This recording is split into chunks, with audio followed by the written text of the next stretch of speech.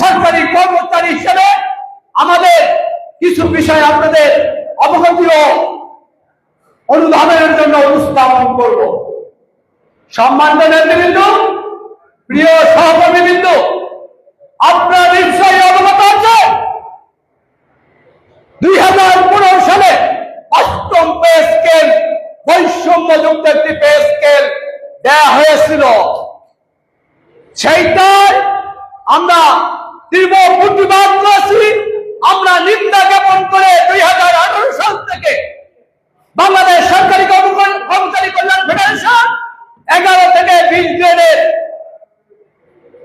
অধিকার আদায় ফোরামের সম্মানিত সংগঠনের নেতৃবৃন্দ ও অন্যান্য পেশাজীবী সংগঠনের নেতৃবৃন্দ আমরা 8 সালের বেসকে প্রত্যাখ্যান করে প্রথম পর্যায়ে আমরা তা সংশোধনের প্রস্তাব এনেছি, বিভিন্ন কর্মসূচি দিয়েছি, বিভিন্ন ভাবে তৎকালীন সরকারকে জানানোর চেষ্টা করেছি।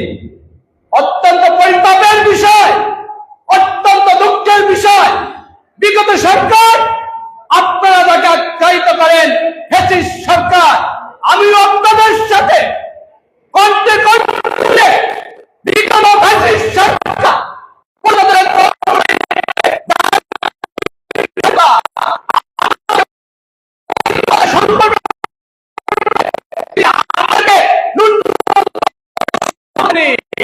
আমাদেরকে আলোচনায় ডাকেননি। সরকারের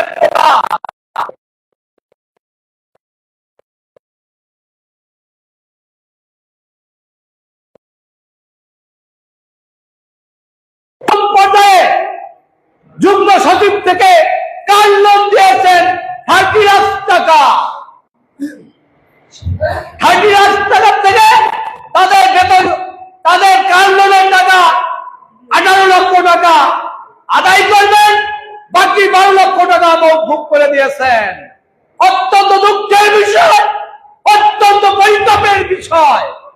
আমাদের প্রজাতন্ত্রের কর্মচারীদের বিষয় ওনার মাথায় আসেননি। মাথায় এসেছেন যে আপনারা তাকে ক্ষমতায় রাখবেন, ক্ষমতায় টিকে রাখবেন। বিগত 15 বছর ছিল, আরো 41 সাল পর্যন্ত উনি ক্ষমতায় থাকবেন। আল্লাহর মান, দুনিয়ার মান। এখানে 22 লক্ষ কর্মচারীর পরিবার, 22 লক্ষ কর্মচারীর আত্মনাদ আল্লাহ পাক শুনেছে। শেখ হাসিনাকে বাংলাদেশের জঘন্যতম ইতিহাসের মাধ্যমে তাকে পালিয়ে যেতে বাধ্য করেছে। সম্মানিত সহকর্মীবৃন্দ, আমি যে বিষয়টা বলা শুরু করেছিলাম, এই গাড়ি লোন দেন 30 লক্ষ টাকা, তাদেরকে 12 লক্ষ টাকা মওকুফ করে দিয়েছেন। 18 লক্ষ টাকা দিতে হবে, 12 লাখ টাকা দিতে হবে না। এবং প্রতি মাসে তাদেরকে গাড়ি মেইনটেন্সের জন্য 50,000 করে টাকা দেওয়া হয়। এই বিগত সরকার এই আদেশটি তৎকালীন ফ্যাসিস্ট প্রধানমন্ত্রী অনুমোদন করে দিয়ে আমাদেরকে সুবিধা দিয়েছেন, যেখানে প্রজাতন্ত্রের সর্বনিম্ন গ্রেডের কর্মচারী 8,250 টাকা স্কেল। কোনোভাবেই আমরা আমাদের পরিবারের ভরণ পোষণের ব্যয়, পারিবারিক ব্যয় বহন করতে পারি না। আর তাদেরকে কার লোন দেয় 30 লক্ষ টাকা, আর তাদেরকে মাফ করে দেন 12 লাখ টাকা, 18 লাখ টাকা পরিশোধ করতে হয়। তেমনি ভাবে একজন সচিবের সেবা নেওয়ার প্রয়োজন থাকলে তারা সেবা নিতেন। সেবা না নিয়ে একজন সচিব এমনি রাষ্ট্রীয় অনেক সুবিধা পান, তারপরে 2 জন কর্মচারীর, একজন কুক, একজন নাইট গার্ডের বেতনের সমপরিমাণ টাকা 16-32,000 টাকা তারা নেন। আমাদের লজ্জা হয়, আমরা প্রজাতন্ত্রের নিম্ন গ্রেডের কর্মচারী, আমরা লজ্জা পাই যে একজন সচিব তার সেবার প্রয়োজন থাকলে 2 জন কর্মচারীর সেবা নিত, সেবা না নিয়ে 16-32,000 টাকা। তাহলে বোঝেন আমরা যারা নিম্ন বেতনভুক্ত কর্মচারী তারা কত ধৈর্য ধরে আমরা আমাদের রাষ্ট্রীয় প্রধানমন্ত্রীর দিকে তাকিয়েছিলাম। আমরা কোনো অপ্রীতিকর ঘটনা ঘটাইনি। আমরা ধৈর্য সহকারে আমাদের দাবি বাস্তবায়নের জন্য বিভিন্ন সময় সাংগঠনিক কর্মসূচি দিয়েছিলাম। 22 সালে মহাসমাবেশ দিয়েছিলাম, আমাদেরকে পালন করতে দেয়নি। তার পেটুয়া বাহিনী, তার তৎকালীন আমলা, তৎকালীন প্রধানমন্ত্রী যে সাবেক এপিএস খায়রুল সাহেব আমাদেরকে ধমক দিয়ে, আমাদেরকে আইন প্রয়োগকারী সংস্থা দিয়ে, আমাদেরকে এনএচআই দিয়ে সচিবালয় থেকে বিভিন্ন সময় তুলে নিয়ে যাওয়া হয়েছে। কোনোভাবে আমাদেরকে কর্মসূচি সফল বাস্তবায়ন করতে দেয়নি। আমরা কোন ভয় নীতির ঊর্ধ্বে থেকে বাংলাদেশ সরকারি কর্মচারী দাবি আদায় ঐক্য পরিষদ প্রজাতন্ত্রের কর্মচারী দুঃখ দুর্দশার বিষয় বিবেচনা করে আমরা কখনো তাদের সাথে আপোষ করিনি। আমরা দীর্ঘদিন আমাদের কর্মসূচি চালিয়ে যাচ্ছি। আপনারা জানেন, আপনারা সহযোগিতা, বিগত সরকার আমাদেরকে ন্যূনতম সম্মানটুকু না দেওয়া, তার পরিণতি কি হয়েছে আমরা সবাই অবগত। সম্মানিত নেতৃবৃন্দ, আমরা প্রজাতন্ত্রের কর্মচারী, আমরা প্রত্যাশায় ছিলাম বৈষম্য বিরোধী সরকার এখন রাষ্ট্র ক্ষমতায়। ডক্টর ইউনূস সাহেব আমাদের শান্তিতে নোবেল বিজয়ী আমাদের লিপিয়াটা বক্তব্য দিয়ে গেছেন। ডক্টর ইউনূস সাহেব, আপনি ক্ষমতায় বসে আপনার গ্রামীণ ব্যাংকের 600 কোটি টাকার সুদ মওকুফ করেছেন। আপনি প্রতিষ্ঠানের মালিক, আপনি আপনার ব্যক্তিগত প্রতিষ্ঠানের 600 কোটি টাকার সুদ মওকুফ করেছেন। আমাদের সচিবালয়ে কর্মচারীরা, আমরা সচিবালয়ের বাহিরে যে নেতৃবৃন্দ আছে, যে সংগঠনগুলি আছে, তারা যাতে আন্দোলন কর্মসূচি না করতে পারি, আপনারা দেখেছেন কালো আইন নামে একটি অধ্যাদেশ জারি করেছিল, যে অধ্যাদেশটি আমাদের কর্মচারীর দাবি আদায়ে একটা দেয়াল হয়ে দাঁড়িয়েছিল। আমরা যেন মাঠে ময়দানে আপনাদের মনের কথা, প্রজাতন্ত্রের কর্মচারীদের মনের কথা না বলতে পারি, এই জন্য কালো আইন জারি করেছিলেন।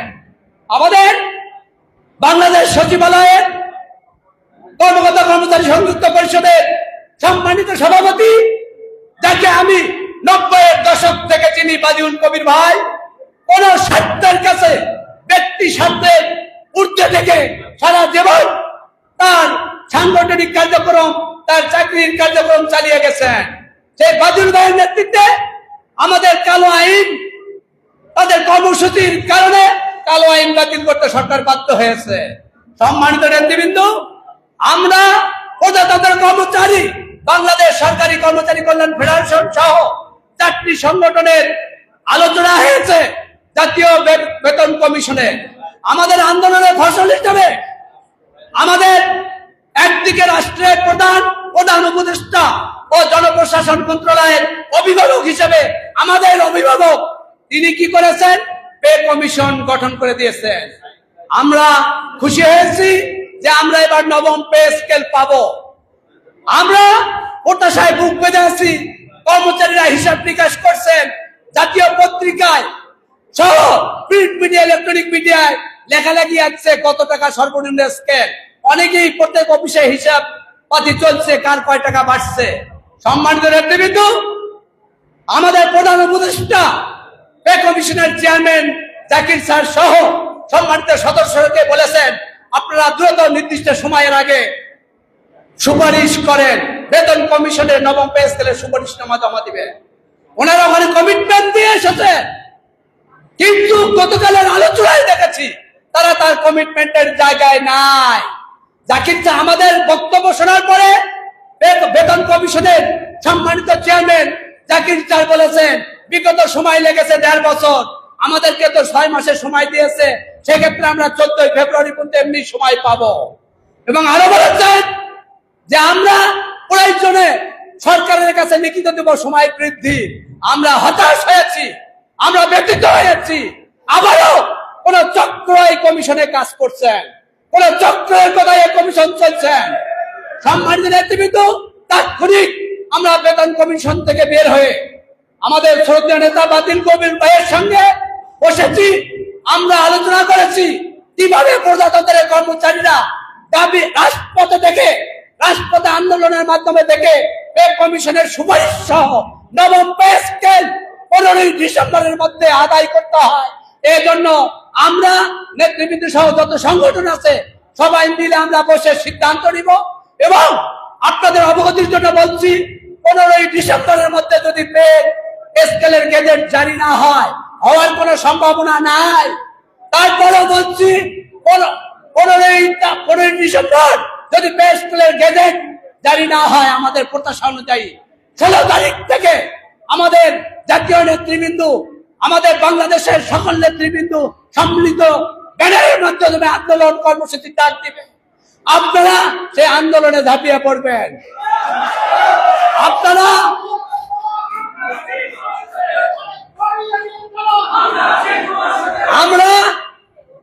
আমরা সরকারের কর্মচারী, প্রজাতন্ত্রের কর্মচারী। আমরা মনে করেছিলাম আমরা বিধিবদ্ধ আইনের মধ্যে আবদ্ধ। আমরা পে কমিশন গঠিত হয়েছে, পে স্কেল পাওয়ার প্রত্যাশায় আছি। কিন্তু আমরা গতকালের আলোচনায় সেটা আমরা অন্ধকার দেখছি, আলো দেখছি না। সম্মানিত নেতৃবৃন্দ, আবারও আপনাদেরকে পে স্কেল রাজপথে কর্মসূচির মাধ্যমে বাস্তবায়ন করে ছাড়বো এই প্রত্যাশা ব্যক্ত করে আমি আমার বক্তব্য শুনছি। আসসালামু আলাইকুম ওয়া রাহমাতুল্লাহ। অসংখ্য অসংখ্য ধন্যবাদ আমাদের শ্রদ্ধাভাজন বয়স ভাইকে। আমাদের মাঝে উপস্থিত হয়েছেন বাংলাদেশ সচিবালয় কর্মকর্তা কর্মচারী সংযুক্ত পরিষদের সুযোগ্য সভাপতি আমাদের শ্রদ্ধাভাজন জনাব মোহাম্মদ বাদিউল কবির ভাই। বাংলাদেশ আন্তঃবিশ্ববিদ্যালয় কর্মচারী ফেডারেশনের পক্ষ থেকে আপনাকে অসংখ্য অসংখ্য ধন্যবাদ ও কৃতজ্ঞতা জানাচ্ছি। আমি এই পর্যায়ে সংক্ষিপ্ত আকারে বক্তব্য রাখার জন্য চাচ্ছি শাহজালাল বিজ্ঞান ও প্রযুক্তি বিশ্ববিদ্যালয়ের সহায়ক কর্মচারী সমিতির বারবার নির্বাচিত সভাপতি এবং বাংলাদেশ আন্তঃবিশ্ববিদ্যালয় কর্মচারী ফেডারেশনের সুদক্ষ শ্রদ্ধাভাজন ভাইস চেয়ারম্যান শাহজাহান সিরাজ ভাই। বিসমিল্লাহির রহমানির রহিম। বাংলাদেশ আন্তঃবিশ্ববিদ্যালয় কর্মচারী ফেডারেশন কর্তৃক আয়োজিত নবম পে স্কেল ঘোষণার দাবিতে এই সংবাদ সম্মেলন এবং আলোচনা সভার সম্মানিত সভাপতি, উপস্থিত বাংলাদেশ আন্তঃবিশ্ববিদ্যালয় কর্মচারী পরিষদের সম্মানিত প্রধান উপদেষ্টা এবং বাংলাদেশ আন্তঃবিশ্ববিদ্যালয় কর্মচারী পরিষদের সংগ্রামিত নেতৃবৃন্দ, বাংলাদেশ সরকারি কর্মচারী কল্যাণ পরিষদ সহ 11 থেকে 20 গ্রেডের সম্মানিত নেতৃবৃন্দ, বিভিন্ন বিশ্ববিদ্যালয়ের বেসিক সংগঠনের সম্মানিত নেতৃবৃন্দ এবং প্রিয় সহকর্মীবৃন্দ, আসসালামু আলাইকুম। বক্তব্য দীর্ঘায়িত করার কোনো আহ্বান নাই। প্রশ্ন একটাই, বক্তব্য একটাই, 1:4, সর্বনিম্ন 35,000, সর্বোচ্চ 1,40,000 প্রস্তাবিত বাংলাদেশ আন্তঃবিশ্ববিদ্যালয় ফেডারেশন এবং সরকারি কর্মচারী কল্যাণ পরিষদ সহ 11 থেকে 20 গ্রেডের যে সমস্ত সংগঠনগুলা আমাদের এই বিষয় নিয়ে দীর্ঘদিন থেকে আলোচনা করে সিদ্ধান্ত নিয়েছেন। আমরা একটাই দাবি, আমাদের একটাই আহ্বান, আমাদের নেতৃবৃন্দ যেভাবে আমাদেরকে গাইড দিচ্ছেন, ভবিষ্যতেও দিবেন, 31 ডিসেম্বর এর মধ্যে যদি নবম পে স্কেল বাস্তবায়িত না হয়, বাংলাদেশ আন্তঃবিশ্ববিদ্যালয় কর্মচারী ফেডারেশন এবং 11 থেকে 20 গ্রেডের কর্মচারী প্রতিনিধিদের যৌথ সমন্বয়ে যে সমস্ত ডাক আসবে, যে সমস্ত কর্মসূচি আসবে, শাহজালাল বিজ্ঞান ও প্রযুক্তি বিশ্ববিদ্যালয় আমরা এক বাইকে শাহজালাল বিশ্ববিদ্যালয়ে উক্ত কর্মসূচি পালন করব এই প্রত্যাশা ব্যক্ত করে 360 দেউলিয়ার পূর্ণভূমি শাহজালাল বিজ্ঞান ও প্রযুক্তি বিশ্ববিদ্যালয়ের সহকর্মীদের পক্ষ থেকে আপনাদের সকলকে শুভেচ্ছা জানিয়ে আমি আমার বক্তব্য শেষ করছি। আসসালামু আলাইকুম ওয়া রাহমাতুল্লাহি ওয়া বারাকাতুহু। অসংখ্য অসংখ্য ধন্যবাদ শ্রদ্ধাভাজন শাহজাহান সিরাজ ভাই। আমাদের এই ফেডারেশনের একদম শুরু থেকে উনি আমাদের সাথে সংযুক্ত আছেন। আমি এই পর্যায়ে আপনাদের সামনে মূল্যবান বক্তব্য নিয়ে আসছেন আমাদের সকলের প্রিয় ভাজন বাংলাদেশ সচিবালয়ের কর্মকর্তা কর্মচারী সংযুক্ত পরিষদের সুদক্ষ সভাপতি, আমাদের সমগ্র বাংলাদেশের সরকারি কর্মচারীদের যার দিকে তাকিয়েছি, যে সচিবালয়ের দিকে তাকিয়েছি, যে সচিবালয় আন্দোলন সংগ্রাম না করলে আমাদের দাবি বাস্তবায়ন হয় না, সেই সচিবালয়ের আমাদের সকলের প্রিয় ভাজন জনাব মোহাম্মদ বাদিউল কবির ভাইকে ওনার মূল্যবান বক্তব্য উপস্থাপন করার জন্য আমি অনুরোধ জানাচ্ছি।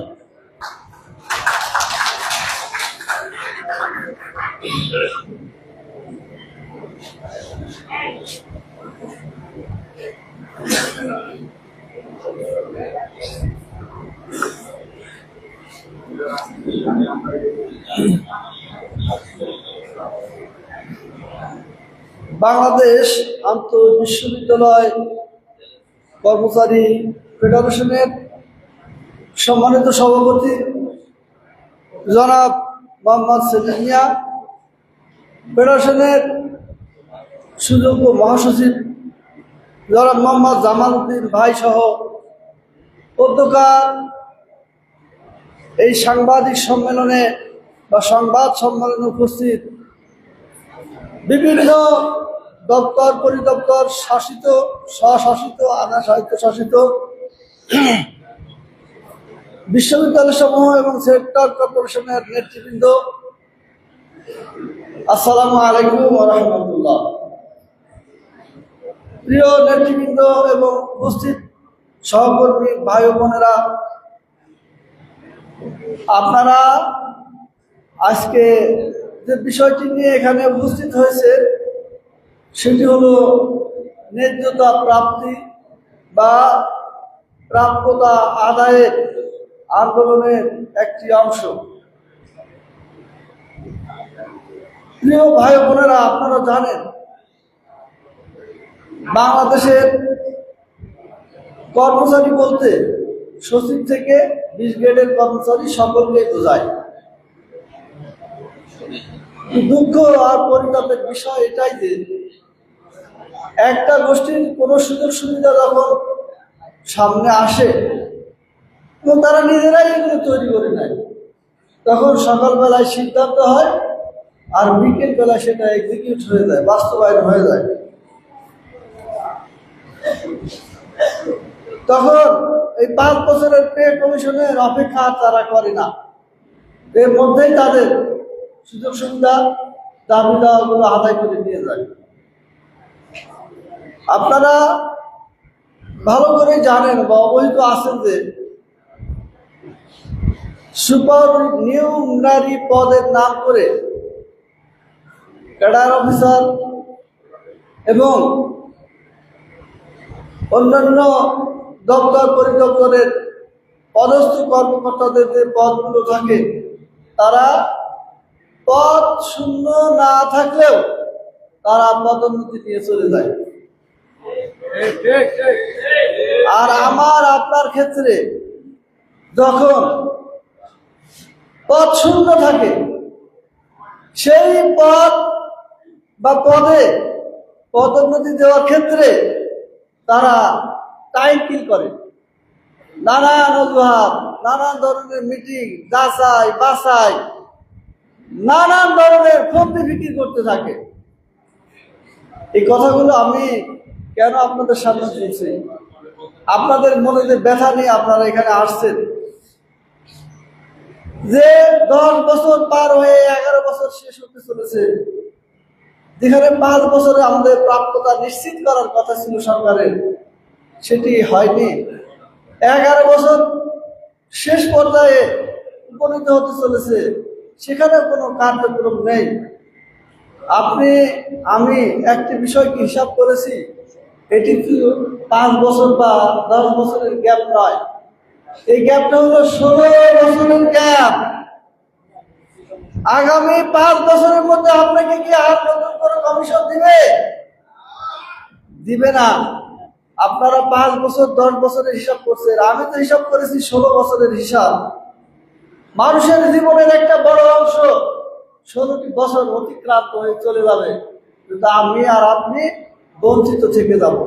আমার অনেক সহকর্মী, প্রবীণ সহকর্মী, দে আর নো মোর টুডে, আজ আর আমাদের মাঝে নেই। এই দুঃখ আর ভারাক্রান্ত হৃদয় নিয়ে তারা চাকরি, সারা জীবন সরকারের সেবা দিয়ে, জনসেবা দিয়ে তারা এই ব্যথিত হৃদয় নিয়ে দুনিয়া ছেড়ে চলে গিয়েছেন অনেকেই। প্রিয় সহকর্মী ভাই বোনেরা, আপনারা মনে রাখবেন, বঞ্চিতরা কোনোদিন না চাইতে কোনো দাবি বা তাদের স্বপ্ন পূরণ হয় না। প্রত্যেকটা দাবি আন্দোলন আর সংগ্রামের মাধ্যমে আদায় করতে হয়। আপনারা জানেন, সচিবালয়ের কর্মচারীরা চাকরি হারানোর ভয়ে ভীত সন্ত্রস্ত হয়ে পড়েছিল একটা পর্যায়ে, তাদের মোরালিটি ধ্বংস করা হয়েছিল। সেদিন আমি মন্ত্রণালয় বিভাগের দাঁড়ে দাঁড়িয়ে নেতৃবৃন্দের সাথে কথা বলে জনমত সৃষ্টি করে ঐতিহাসিক বাদামতলা চত্বরে আমি সেদিন সমাবেশ ডেকেছিলাম। মহাসমাবেশের ডাক যেদিন আমি দিয়েছিলাম, এরপরে কর্মকর্তাদের, সচিবদের, মন্ত্রী পরিষদ সচিব, উপদেষ্টা পর্যায়ে টরক নড়েছিল। এর আগে আমাদের কথা শোনা তো দূরে থাক, আমাদেরকে ন্যূনতম সম্মান জানানো হতো না। যেদিন মহাসমাবেশের ডাক দিয়েছি, কর্মচারীরা স্বতঃস্ফূর্তভাবে সেই সমাবেশে আমার সাথে সুর মিলিয়ে বাদামতলা চত্বরে 144 ধারা ভঙ্গ করে কেপিআই যুক্ত সচিবালয়ে হাজির হয়েছিল। সেদিন তাদের মর্যাদা, তাদের রাইট ইস্টাবলিশড হয়েছিল। তারপরের দিন আমাদেরকে বন্ধের দিনে গাড়ি পাঠিয়ে বাসার থেকে ডেকে এনে তারপরে মিটিং করে সম্মানের সাথে আপ্যায়ন করে আমাদের কথা শোনা হয়েছিল, আমাদের দাবি মানা হয়েছিল। আমাদের দাবি সাধারণত কোনো কিছু ফরওয়ার্ড, কোনো লেখা বা আপনার ফরওয়ার্ড করার জন্য সহকারী সচিব, সিনিয়র সহকারী সচিব, সর্বোচ্চ সচিবের স্বাক্ষরে চিঠি দিয়ে থাকে। কিন্তু সেদিন আমাদের এতই গুরুত্ব দেওয়া হয়েছিল যে একজন মন্ত্রী পরিষদ বিভাগের যুগ্ম সচিবের স্বাক্ষরে আমার চিঠিটাকে অর্থ মন্ত্রণালয় এবং জনপ্রশাসন মন্ত্রণালয়ে ফরওয়ার্ড করা হয়েছিল। প্রিয় সহকর্মী ভাই এবং বোনেরা, আপনারা বুঝতে পেরেছেন যে একজন কর্মকর্তার গাড়ি সেবার জন্য 50,000 টাকা দেওয়া হয়, আর আমার 6 সদস্য বিশিষ্ট কর্মচারী সারা মাসের ভরণ পোষণের জন্য 8,000 টাকা। কি অদ্ভুত এই দেশ, কি অদ্ভুত কাজ, কেমন বিবেক, কেমন ন্যায় বিচার, হাই জাস্টিস কোথায়, ন্যায় বিচার কোথায়? আজকে যদি আপনাদের উপস্থিতি দেখে আমার ভালো লাগছে না যে কার জন্য আপনি লড়ছেন, কার জন্য আপনি সংগ্রাম করছেন, কার জন্য আপনি সংবাদ সম্মেলনের ব্যবস্থা করেছেন। সূরা রদের মধ্যে একটা কথা আল্লাহ পাক বলেছেন, আল্লাহ সেই জাতির ভাগ্যের পরিবর্তন করেন না যে জাতি তার নিজের ভাগ্যের পরিবর্তনের চেষ্টা করে না। আজকে এখানে লোক উপচে পড়া ভিড় থাকার কথা ছিল, ঢাল লাগার কথা ছিল। আজকে সেলিম ভাই এবং আমাদের জামাল উদ্দিন ভাই তাদের জন্য পরিশ্রম করছে। বিশ্ববিদ্যালয়ের কর্মচারীদের উপস্থিতি কি? আমি আপনাদেরকে অনুরোধ জানাবো, আপনারা আজ থেকে ফিরে যে প্রত্যেকেই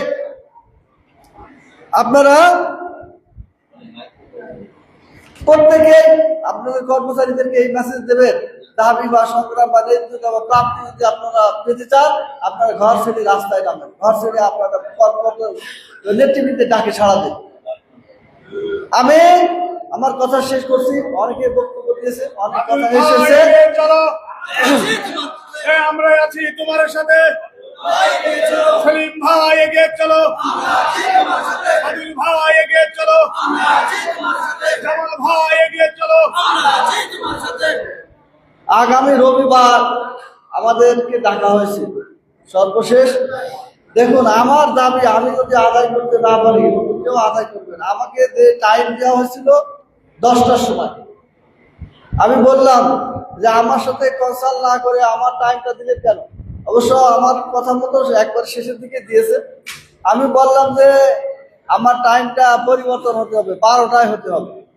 তখন কমিশনের যে সেক্রেটারি আছেন ফরহাদ সিদ্দিক স্যার, উনি বলছেন যে বাজিম সাহেব, এটা তো চেয়ারম্যান স্যারের অনুমতি নিয়ে করেছি, তা আপনি এটা টাইম পরিবর্তন করুন, চেয়ারম্যানের অনুমতি নেন। আপনাদের কোথায় কমিশন গঠন হয় নাই। আমি বাজিউল কমিশনের সঞ্চার হয়েছিলাম, এর আগে তো কোনো সচিব, কোনো কমিশনার, কোনো চেয়ারম্যান একটা কমিশনের কথা বলে নাই। সেদিন তো আমার ডাকে পে কমিশন গঠন হয়েছিল, মন্ত্রী পরিষদ সচিব মহোদয় আমার ডাকে চিঠি ইস্যু করেছিল অর্থ মন্ত্রণালয়। এখন আমার কথা বলেন, আমি 12টার আগে কোনো সমাবেশে যাবো না, কোনো মিটিং এ যাবো না। আধা ঘন্টার মধ্যে মিটিং এর নোটিশ কারেকশন করে আবার আমার হোয়াটসঅ্যাপে পাঠানো হয়েছে, ঠিক আছে আপনারটা 12টায় করা হবে। এটা দ্বারা আমি এই মেসেজ দিতে চাই, আপনারা যদি সোচ্চার থাকেন, আপনারা যা চাইবেন সেটাই পাবেন। আর আপনারা যদি ঘুমিয়ে পড়ে, তাহলে আপনাদের 1:4 হবে না। আমরা কি চাই? দাবি বোধের একটাই, 1:4 চাই। দাবি বোধের একটাই, দাবি বোধের একটাই।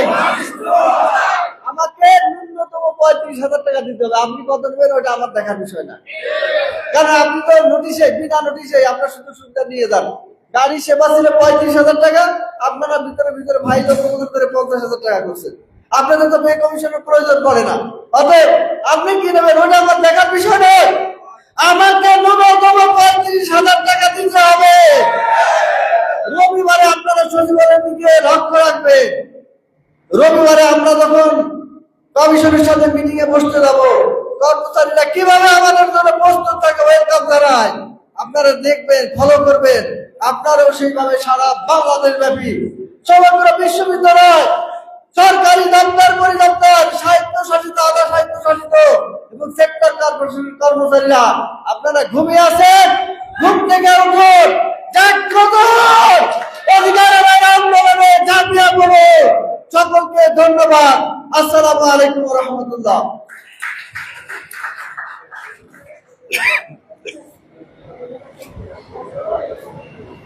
অসংখ্য অসংখ্য ধন্যবাদ বাংলাদেশ সচিবালয় কর্মকর্তা কর্মচারী সংযুক্ত পরিষদের সুদক্ষ সভাপতি বাদিউল ভাইকে।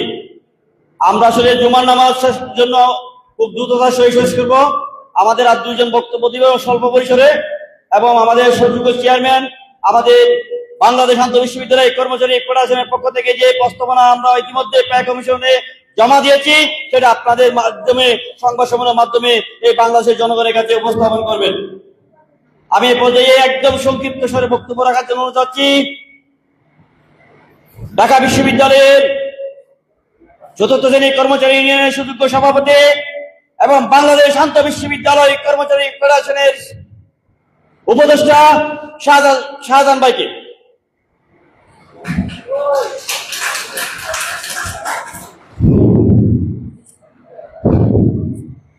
বিসমিল্লাহির রহমানির রহিম।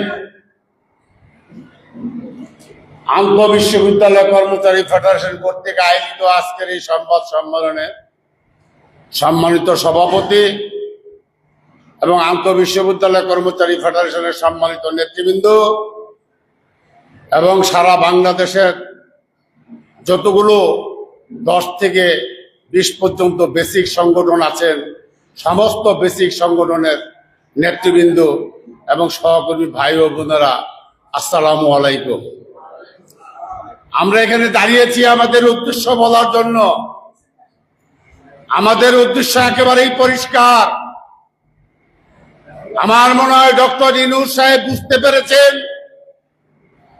বুঝতে পারার কারণে আমরা দীর্ঘদিন নবম পে স্কেলের দাবিতে আন্দোলন করেছিলাম, কিন্তু বিগত সরকার সেই আন্দোলনের মধ্যে কোনো কর্ণপাত করেননি। বর্তমান সরকার ক্ষমতায় আসার পর আমাদের বিষয়ে অবশ্যই চিন্তা ভাবনা করেছেন বলে আমার মনে হয়। তার কারণ কিছুদিন আগে আমাদেরকে বিশেষ একটা ভাতা দিয়েছেন। সেই ভাতার মধ্যে 2টা স্তর করেছেন। উপরের লেভেলে 10% দিয়েছেন, নিচের লেভেলে 15% দিয়েছেন। তাহলে এখানেই বোঝা যায় যে অতীতে যে পে স্কেল হয়েছিল সেখানে বৈষম্য ছিল। তাই বৈষম্যকে দূর করার স্বার্থেই 10% আর 15% এই উৎসব বিশেষ ভাতা প্রদান করেছিল। তার জন্য আমি ডক্টর মোহাম্মদ ইউনূস সাহেবকে ঢাকা বাংলাদেশ আন্তঃ বিশ্ববিদ্যালয় কর্মচারী ফেডারেশনের পক্ষ থেকে অভিনন্দন এবং ধন্যবাদ জানাই। বন্ধুরা আমার, যেমনি ডক্টর ইউনূস সাহেব বুঝতে পেরেছিলেন যেখানে বৈষম্য হয়েছে অতীতে, তাই এই বৈষম্য দূর করতে হবে এবং কর্মকর্তা কর্মচারীদেরকে নবম পে স্কেল দিতে হবে।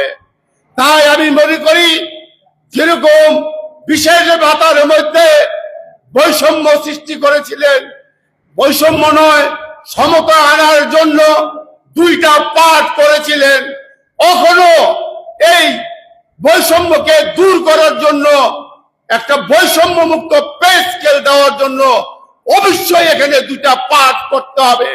এখানে 1:4 এই অবস্থা সৃষ্টি করতে হবে। 1:4 মানে হলো সর্বনিম্ন বেতন হবে 35,000 টাকা, সর্বোচ্চ 1,40,000 টাকা। আপনারা শুনলে অবাক হবেন। আপনারা দেখবেন আপনাদের পে স্লিপের মধ্যে লেখা থাকে টিফিন ভাতা 200 টাকা, অথচ দুপুর বেলা যখন প্রত্যেকটা অফিসে যাবেন তখন দেখবেন ঝুলানো আছে লাঞ্চ আওয়ার। এখানে আমাদের সাথে প্রতারণা করা হয়েছে। আমাদেরকে টিফিন ভাতা দেওয়া হবে না, আমাদেরকে লাঞ্চ ভাতা দিতে হবে। যেখানে মাসে 200 টাকা দিত, সেখানে প্রতিদিন আমাদেরকে লাঞ্চ ভাতা 200 টাকা দিতে হবে। এবং এটা আমাদের সাথে ছল চাতুরি করা হয়েছে। যাতায়াতের জন্য আমাদেরকে মাত্র 300 টাকা দেয় প্রতি মাসে। এটা কি কোনো সভ্য জাতির পক্ষে সম্ভব? বাংলাদেশের যে কোনো শহরে এক জায়গার থেকে আরেক জায়গায় 10 টাকার বিনিময়ে কোথাও কি ঘুরা যায়? তাই এই সমস্ত বৈষম্যকে দূর করতে হবে। আমাকে 1500 টাকা দেওয়া হয় আপনার মেডিকেল ভাতা। এই মেডিকেল ভাতা আমি যদি আমার বাবাকে ডাক্তার দেখাই, 1500 টাকা ভিজিট নিয়ে যায়। আমার মাকে আর আমি দেখাতে পারি না, বা আমার স্ত্রীকে আমি দেখাতে পারি না, আমি নিজে দেখতে আমি ডাক্তারের কাছে যেতে পারি না।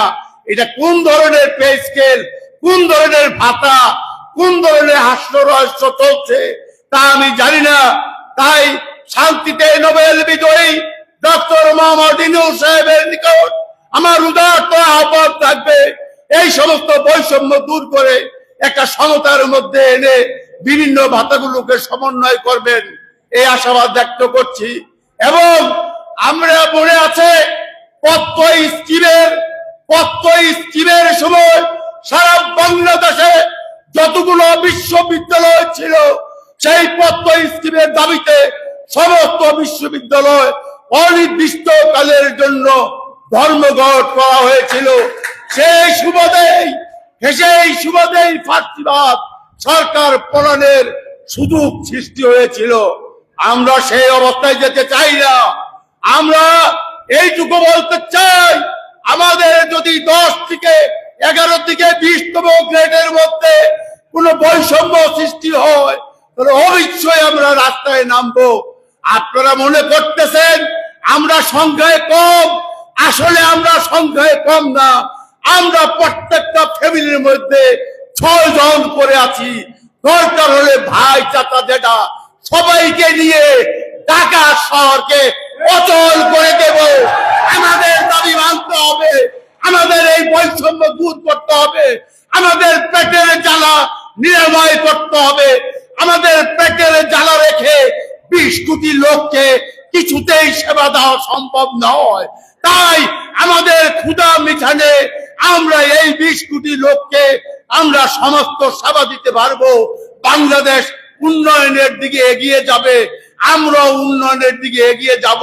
তাই ডক্টর মোহাম্মদ ইউনূস এবং বর্তমান পে কমিশনকে আমি অনুরোধ করব, বৈষম্য মুক্ত একটি পে স্কেল এই জাতিকে উপহার দিবেন। চিরদিন এই জাতি আপনাদের কথা স্মরণ করবে, অথবা চিরদিন আপনাদেরকে ঘৃণ হারে প্রত্যাখ্যান করবে। আপনারা কোনটা বেছে নিবেন সেটা আপনাদের দায়িত্ব। তবে এখানে পরিষ্কার ভাবে বলতে চাই, আমার পেটে যদি খিদা থাকে, তাহলে আমার সমস্ত সম্পদ নিয়ে, আমার সমস্ত শক্তি নিয়ে রাজপথে নামবো। রাজপথে আমার দাবি আদায় হবে। সকলকে রাজপথে নামার উদাত্ত আহ্বান জানিয়ে আজকে আমার এই সংক্ষিপ্ত বক্তব্য এখানেই শেষ করছি। সবাইকে ধন্যবাদ, আমাকে এখানে কিছু বলার সুযোগ করে দেওয়ার জন্য সবাইকে অভিনন্দন।